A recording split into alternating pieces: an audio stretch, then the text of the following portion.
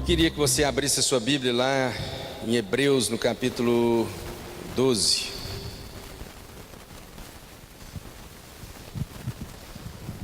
A gente vai meditar e a gente quer fazer uma reflexão nessa manhã para que você saia daqui assim, bem reflexivo, que você se pergunte, que você se questione, que você realmente coloque a sua consciência para funcionar.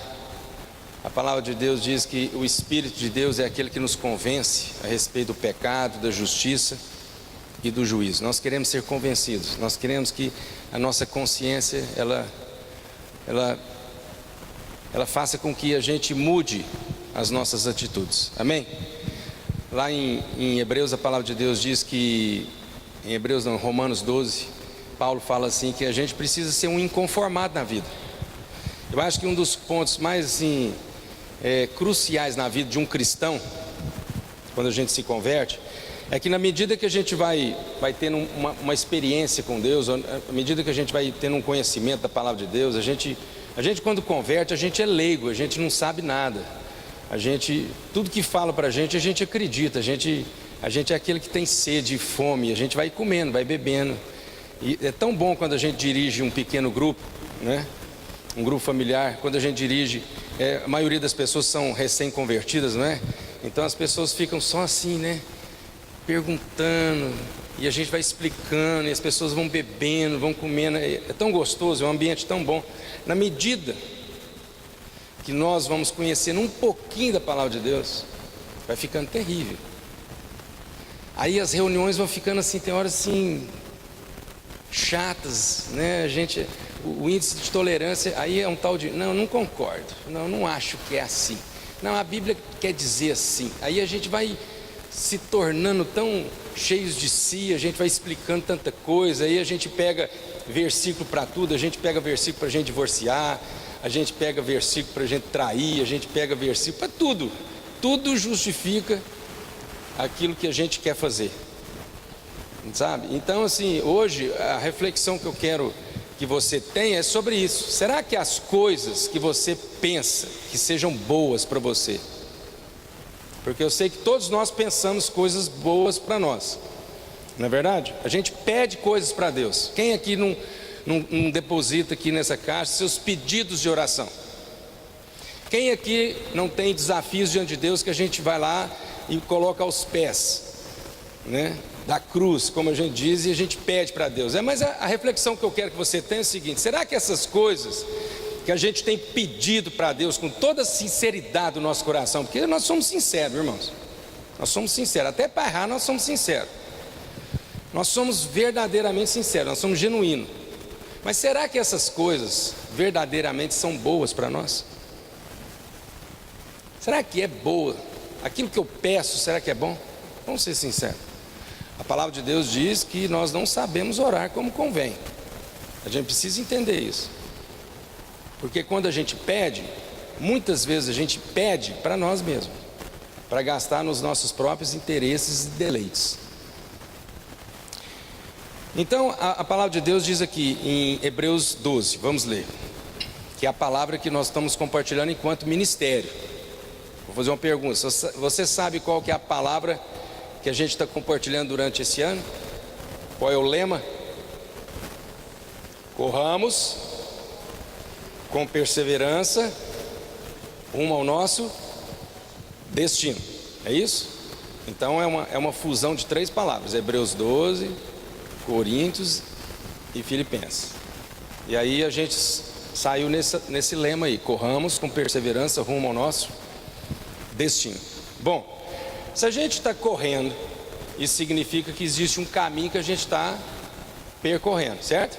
Se a gente está com perseverança rumo a um destino, nós sabemos que existe um destino, existe um fim do qual nós iremos o quê? Chegar, não é verdade? E durante esse caminho, se é com perseverança, é porque nesse caminho haverá algumas situações da nossa vida que a gente precisa o quê? Vencer, superar, que a gente precisa então avançar. Então eu quero que você medite um pouco sobre isso. Então diz o escritor aos Hebreus, Hebreus 12, a partir do verso 1. Ele diz: portanto, visto que nós também estamos rodeados de tão grande nuvem de testemunhas, como a Giane disse aqui, nós estamos com pessoas ao nosso redor, nos observando, nos vendo, precisando de nós. Muitas vezes as pessoas, e isso faz parte do ser humano, você e eu, a gente esconde os nossos sentimentos. O trem está ruim, eu sei, enquanto que a pessoa, você está rindo, você fala, está tudo jóia nada. É porque às vezes a gente tem vergonha, a gente tem constrangimento de abrir, de falar das nossas fraquezas, porque isso aparentemente nos denigre, nos coloca lá embaixo. A gente detesta se sentir perdedor, a gente se detesta se sentir fracassado. Então o ser humano, para não se sentir fracassado, para não se sentir perdedor, para não se sentir frustrado, ele tenta burlar ele mesmo. É uma luta da nossa alma tentando vencer aquilo que seja as nossas carências, os nossos próprios sentimentos, porque a gente se sente frustrado, mas a gente não compartilha. Mas esse sentimento de frustração, ele só vai aumentando dentro de nós, é onde que a gente vai ficando depressivo. A depressão nada mais é do que isso, um sentimento de negação a si próprio, de aceitação a si próprio. Eu não me sinto amado, eu não me sinto bonito, eu não me sinto aceito, eu não me sinto valorizado, a minha autoestima é lá embaixo. Quando eu me olho no espelho, eu me acho a pessoa mais feia do mundo, a pessoa mais magra do mundo, a pessoa mais gorda do mundo, a pessoa mais desqualificada do mundo. Quando eu falo de mim mesmo, eu sinto que eu ainda sou traumatizado. São muitas coisas, muitos traumas que eu vivi com meu pai, com a minha mãe. E aí a gente vai carregando tudo isso, a gente vai somatizando essas coisas. E aí isso se chama ser humano. E aí a gente vai vivendo essa vida, onde a gente se permite a não se deixar ser curado, não se deixar ser curado pelo Espírito de Deus, curado por Deus. Aí a gente fala que a gente é crente, convertido, a gente é um homem transformado, mas aí no vamos ver a gente é cheio de milindres, dependendo do que as pessoas falam, dependendo do que as pessoas te cumprimentam, a gente fica, o cara não me cumprimentou, não sei o que, aí a gente fica cheio de dedo, e aí a gente vai levando essa vida atrapalhada, desse tanto, irmãos. A gente precisa avançar, nós estamos rodeados de uma nuvem de testemunhas, e essas testemunhas, elas precisam, como foi dito aqui, todo ser humano, toda a humanidade clama pela revelação dos filhos de Deus. E se os filhos não se revelarem, não há ninguém que faça alguma coisa, porque Deus, Ele estabeleceu, Ele escolheu nós como igreja para fazer hoje, em nome dEle. É interessante porque a gente mistura muitos papéis, né? A gente acha, por exemplo, que quando Deus, Ele quer se revelar, e lá no Antigo Testamento a gente via que Deus se revelava pessoalmente. Foi Ele que se apresentou para Moisés. Moisés teve que enfiar a cara diante da pedra, porque não podia ver Deus, porque ninguém podia ver Deus. Ficava cego, Deus mandava anjos falar conosco. Depois teve um momento que foi Jesus que veio em carne. O Verbo se transformou em carne. Jesus veio pessoalmente. Depois dessa fase, Jesus mesmo disse, agora é preciso que eu vá, o meu Pai vai enviar o Espírito Santo Consolador, que Ele te convencerá, Ele falará. Então é o Espírito hoje que fala conosco. O Espírito fala para que a gente possa agir em nome de Deus, amém?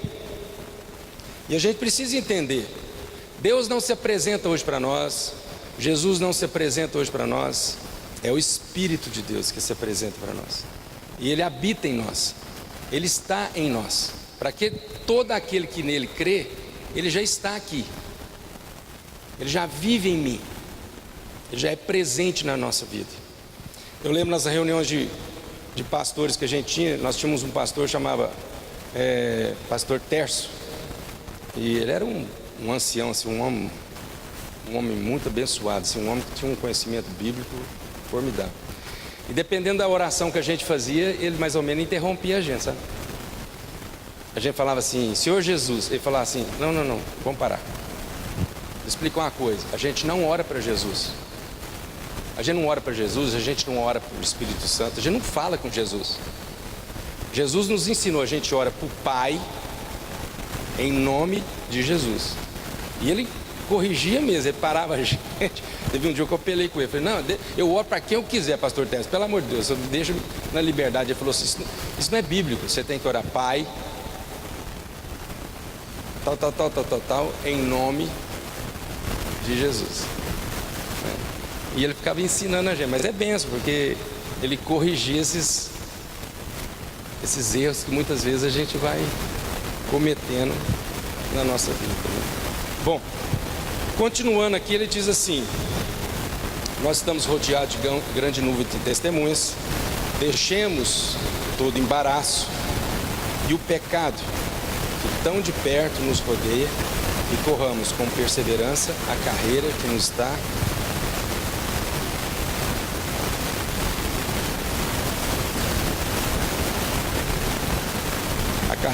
proposta, olhando firmemente para Jesus, o autor e consumador da nossa fé. Aí ele vai continuando. Só que eu quero parar aqui.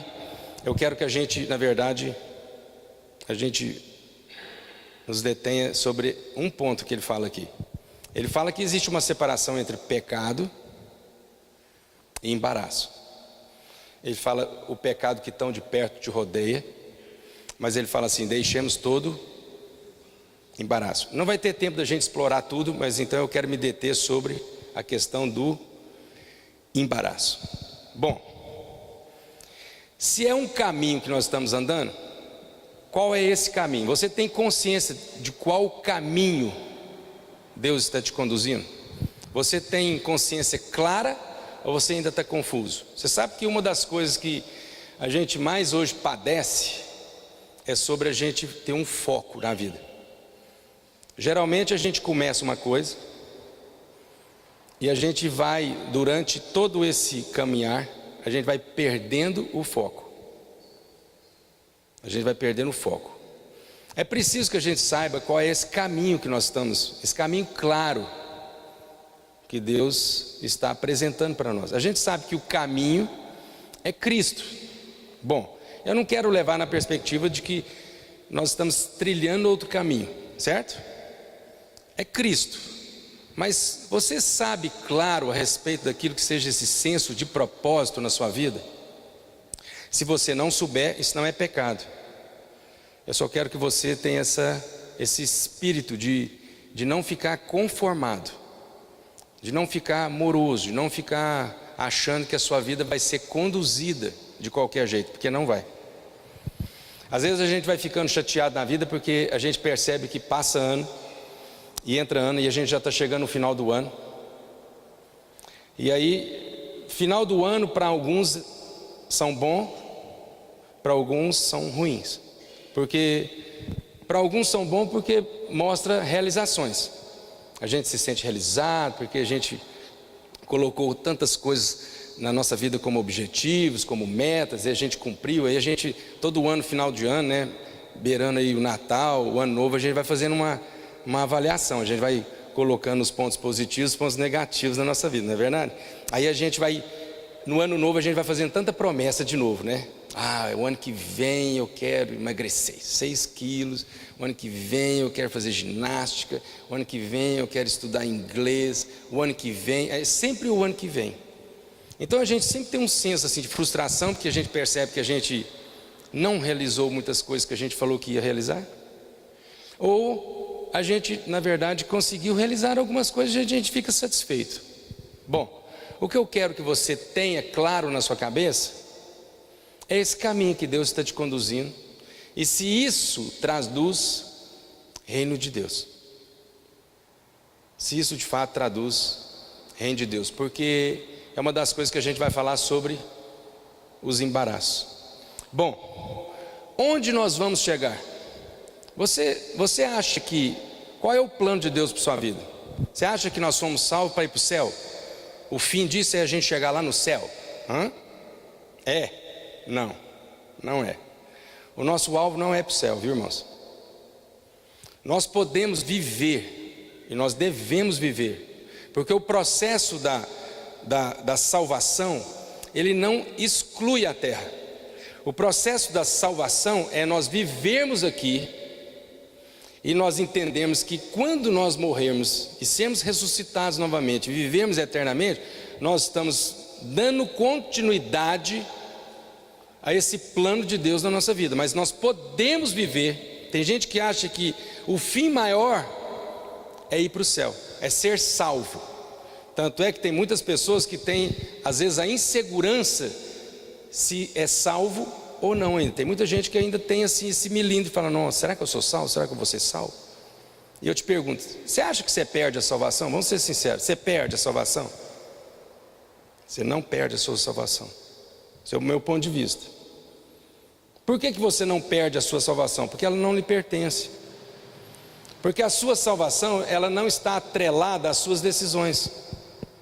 A sua salvação pertence a Deus, foi Ele que te salvou. Se você perder a sua salvação, isso significa que você tem condições de se salvar ou não. E nós não temos essa condição. Ah, mas e o cara que desviou, e o cara que... É porque ele sempre foi assim. Vamos dormir com esse barulho, isso é difícil da gente entender. A gente às vezes discorda dessas questões da soberania de Deus, sabe por quê?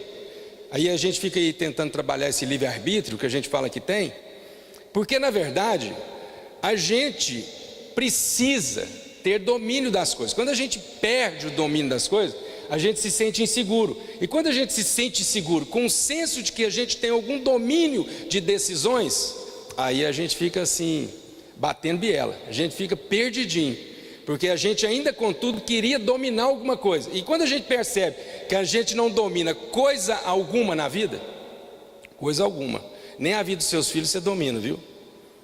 Nada.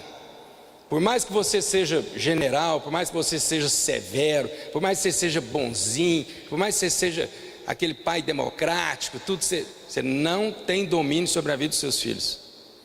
O dia que seus filhos resolverem fazer alguma coisa errada, eles vão fazer com a sua permissão ou não, você supervisionando ou não. Então eu vou te falar, não se iluda, você achar que você controla os seus filhos. Onde você está? O que você está fazendo? Não se iluda. Ou você confia naquilo que um dia você ensinou para o seu filho, e você foi como testemunho na vida deles, que isso é importante, para que você descanse, para que você coloque a sua cabeça no travesseiro e descanse. Ou você vai ser uma pessoa sempre ansiosa, achando que você pode intervir ou pode fazer alguma coisa na vida dos seus filhos ou não, e você não vai conseguir. Por isso que a palavra de Deus diz que a gente deve ensinar. E o ensinar não é falar para eles o que a gente tem que fazer. O ensinar é dar exemplo, é viver, é ser modelo. Isso é a mesma coisa do pai que está almoçando lá com os filhos, aí o telefone toca, aquele telefone é enjoado, né? Aí, fulano está? Não, fala para eles que eu não estou. Aí o seu filho vai lá falar: ó, papai não está não. E depois eu vou ensinar para o meu filho que ele não pode mentir, que ele tem que ser um menino íntegro, verdadeiro. Ele fala: meu pai está pirado da cabeça, meu pai manda falar que eu não estou. Então, irmãos, a gente precisa ter essa noção. Bom, nesse caminho a gente vai enfrentar muitas coisas. E aí a gente vai enfrentar muitas coisas, e eu quero então discutir sobre essa questão do embaraço. Porque o embaraço na nossa vida não significa que ele seja ruim. Aliás, o embaraço que a Bíblia diz ali, com certeza não são as coisas ruins. Porque ele está fazendo essa separação. Uma coisa é pecado, e pecado você tem consciência. Se você comete um pecado, você pode esconder de todo mundo. De Deus você não esconde. Você vai colocar a sua cabeça no travesseiro e a sua consciência vai te condenar. Vai te condenar. Porque você pode esconder que você trai a sua esposa para ela, mas para Deus e para a sua consciência você não consegue esconder. Você não vai dar conta. Então o pecado, a Bíblia diz que o salário do pecado é a morte. Então nessa condição, você pode ter certeza de que você está assim, frito na sua consciência, porque ainda tem o Espírito de Deus que fica te martelando lá o tempo todo, que você precisa mudar. Mas eu quero falar um pouquinho sobre embaraço. Em outras versões a Bíblia fala sobre as coisas que nos atrapalham. Lá na Nova Versão Internacional fala: deixar as coisas que te atrapalham. O que seriam essas coisas que atrapalham? Eu cheguei à conclusão, irmãos, que Eu não vou falar todas, porque senão eu seria muito radical, mas a maioria das coisas que a gente pede para Deus, provavelmente serão essas coisas que vão nos forçar a afastar de Deus. Tudo que a gente tem pedido para Deus, provavelmente vão ser essas coisas que vão tentar te afastar de Deus. Exemplo: a gente pede para Deus dinheiro. Quem aqui não pede dinheiro? Todos nós. Todos nós. A gente pede dinheiro para Deus. E quando Deus nos abençoa com dinheiro, é esse dinheiro que faz com que a gente se torne cada vez mais infiel. Quanto mais eu ganho, mais eu quero gastar comigo mesmo, mais eu quero passear, mais eu quero desfrutar, mais eu vou ser infiel. Porque quando eu começo a ganhar muito dinheiro, eu começo a questionar: mas por que tem que dar dízimo? Aonde está escrito na Bíblia que tem que dar dízimo? Porque eu começo a fazer conta. Eu começo a fazer conta, e meu dízimo começa a ficar alto demais. E aí a conta que eu faço é que eu estou apertado. Afinal de contas, eu preciso gastar mais. Quem leu aquele livro Pai Rico, Pai Pobre, começa a perceber, porque o autor diz isso: quanto mais eu ganho, mais eu arrumo custo mais caro para viver. Aí eu compro um carro mais caro, com o IPVA mais caro, com a manutenção mais cara. Aí eu compro uma geladeira muito mais cara, porque ela consome muito mais. Aí minha energia é muito mais cara. E aí vai. Então o meu desafio não é ganhar mais ou ganhar menos. O meu desafio é eu não ser corrompido em momento algum na minha vida com as questões de recursos. E eu quero te dar exemplos. O jovem rico chegou para Jesus e perguntou para Jesus: Jesus, o que eu devo fazer para ser salvo? Jesus, conhecendo, que a Bíblia diz, Jesus conhecendo os seus desejos, suas intenções, Jesus foi e o advertiu: cumpre a lei. E ele falou: mas eu já faço isso. Então Jesus, ainda conhecendo o que estava pairando no seu coração e sabendo aonde estava o valor de tudo que era na vida dele, falou assim: então vou fazer o seguinte, vende tudo que você tem e me segue. E a Bíblia diz que aquele homem se entristeceu e foi embora. Ao contrário daquela viúva pobre, que Jesus deu o testemunho que aquela viúva tinha 3 moedas, e quando ela recebeu o apelo, ela foi lá e deu tudo que tinha. Bom, outras coisas que a gente pede para Deus. Muitas vezes a gente pede para Deus saúde, não é verdade? A gente está enfermo, às vezes a gente lê alguns pedidos de oração aqui, eu mesmo coloco aqui quando eu estou enfermo. Às vezes a gente está acometido de alguma enfermidade, algum câncer, alguma patologia. A gente está acometido de enfermidades com a família, enfim, são várias coisas. E geralmente a gente pede para Deus para ser curado.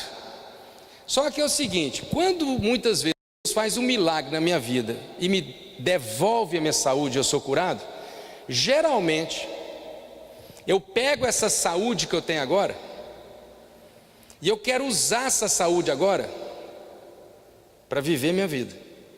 Quantas pessoas, e eu não estou criticando essas pessoas porque eu me incluo, quantas pessoas que eu já visitei, que eu já vi milagre, quantas pessoas estavam morrendo no leito de morte em hospital, já deve presenciar várias dessas pessoas, que quando elas são curadas, em vez dessas pessoas pegarem agora a sua saúde e dedicarem mais ao reino de Deus, a viver uma vida onde Ele vai evangelizar, vai falar, vai dar testemunho, essas pessoas geralmente falam assim: nossa, Deus me curou, agora eu preciso curtir minha vida. Essas pessoas então agora elas começam, o que não está errado, eu não estou falando que você viajar está errado, que você curtir sua família está errado, não é nada disso.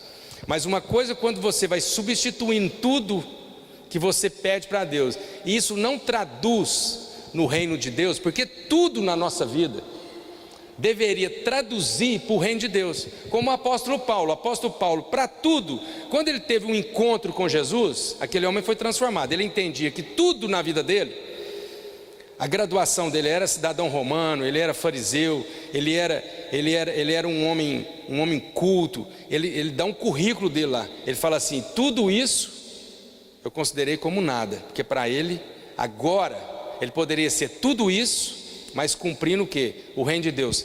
Tanto é verdade que quando eles prendiam Paulo lá na prisão, sem fazer nada, ele tinha um propósito. Ele convertia o carcereiro, ele convertia os presos. Aquilo ali é o seguinte: alguma coisa acontecia. E às vezes na nossa vida a gente fica pedindo para Deus para trocar de emprego, porque eu não estou aguentando o emprego em que eu estou. Tá bom, você não está aguentando o emprego que você está querendo ir para outro emprego. Qual é a razão que você está pedindo para Deus trocar seu emprego? Porque você sofre muita pressão nesse emprego? Esse emprego está difícil? Porque se você achar um emprego fácil, depois você me avisa. Se você achar um emprego que não tem pressão, depois você me avisa. Então, na verdade, a gente deveria olhar para isso e falar assim: bom, naquilo que Deus está me dando essa oportunidade, eu vou cumprir um propósito ali dentro. Então eu vou fazer com que o reino de Deus se manifeste ali, e não pedir para que Deus venha trocar de situações da minha vida, porque aí eu fico tentando achar uma escapatória em algum lugar, em alguma circunstância, sendo que na verdade é o inverso. Somos nós que vamos mudar as circunstâncias e os lugares, porque senão não tem sentido da minha presença nos lugares. Às vezes eu fico tentando arrumar um lugar que menos me pressione. Pelo contrário, nós deveríamos clamar a Deus a um lugar realmente totalmente afastado de Deus. Muitas vezes as pessoas chegam para nós e falam assim: lá a empresa onde eu trabalho é tão bom, só tem crente. Não, irmão, não é porque lá é tão bom porque só tem crente, não. Você deveria ir para um lugar onde todo mundo que trabalha lá é macumbeiro, porque você teria uma ótima oportunidade. Para quê? Para converter esse macumbeiro a Jesus. Mas não, irmãos, nós não queremos esses desafios na nossa vida. Muitas vezes a gente quer ficar sendo poupado de tudo na nossa vida. Aí a gente fica pedindo as coisas. Eu lembro da passagem lá em 1 Reis ou Crônicas do rei Ezequias. O rei Ezequias era um rei que ele falava que ele cumpria os propósitos de Deus. Ele ficou doente, ele ficou deprimido, ele começou a chorar. Ele estava conversando com o profeta Isaías. Isaías saiu do quarto dele, foi para o pátio do palácio. Ezequias estava chorando e começou a lamentar para Deus: Deus, eu estou doente, eu vou morrer, não pode, não tem, eu sou um homem fiel, eu fiz sempre todas as coisas que te agradam. Aí Deus falou com Isaías: volta e fala para Ezequias que ele vai ser curado. Não deu outra. Isaías chegou lá: Ezequias, que você está chorando? Deus mandou te dizer que te curou e você vai ter mais 15 anos de vida. Bom, você sabe o que Ezequias fez com esses 15 anos de vida? Nada.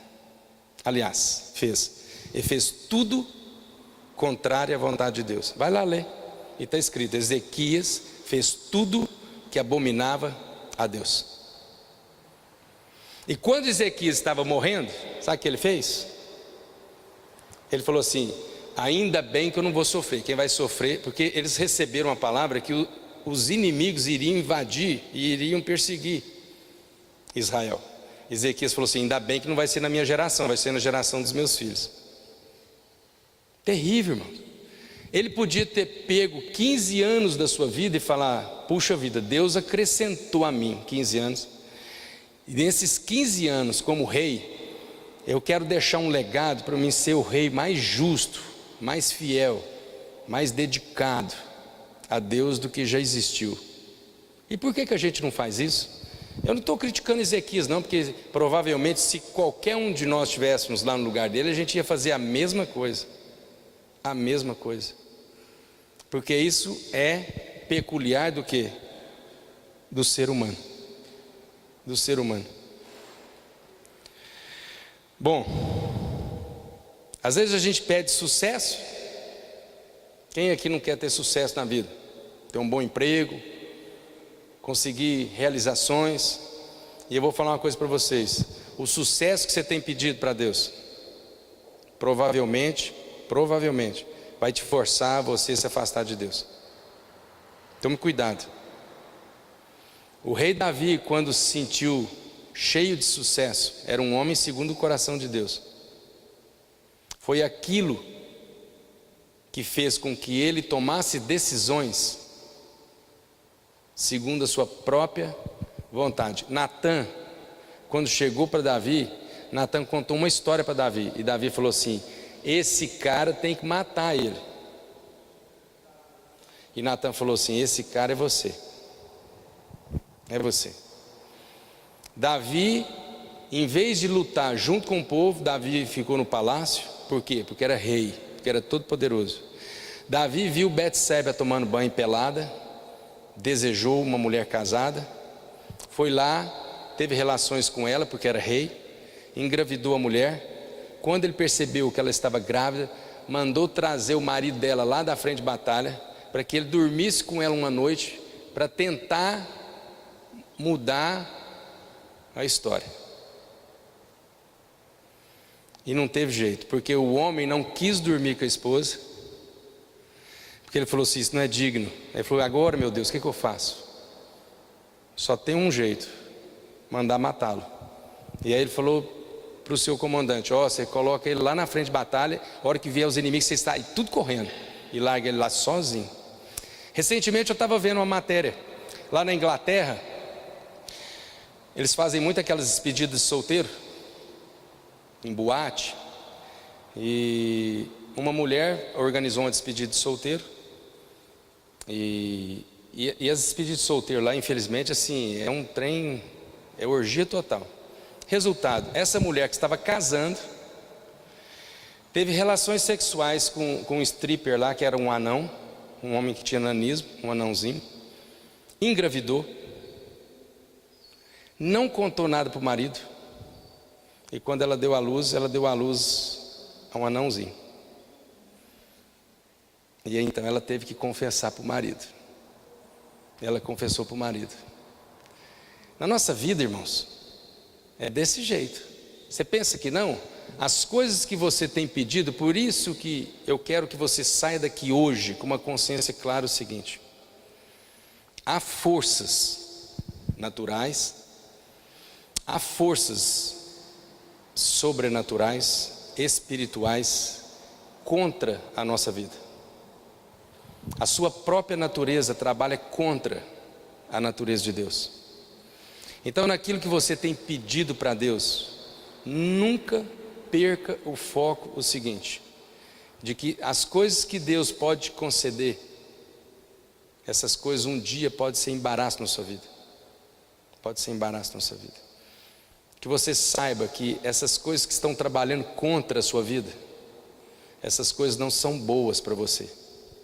Elas podem te dar uma condição, talvez melhor, e não significa que elas são boas para você. Talvez é isso que está te aprisionando, talvez é isso que está te escravizando, talvez é isso que vai te condenar um dia, e que você tenha muito temor. Eu estou compartilhando essa palavra com muito temor na minha vida, porque eu estou revendo na minha vida as coisas que de fato têm me embaraçado, as coisas que de fato que eu tenho pedido para Deus, e que tem me afastado mais ainda de Deus do que me achegado à sua presença. Amém? Se estamos correndo com perseverança rumo a esse destino, nós não podemos perder o foco para onde estamos indo, como estamos indo e que caminho estamos trilhando, em nome de Jesus. Eu quero aproveitar esses 10 últimos minutos que a gente vai ter. Eu queria que a gente tivesse um momento da gente interceder uns para os outros.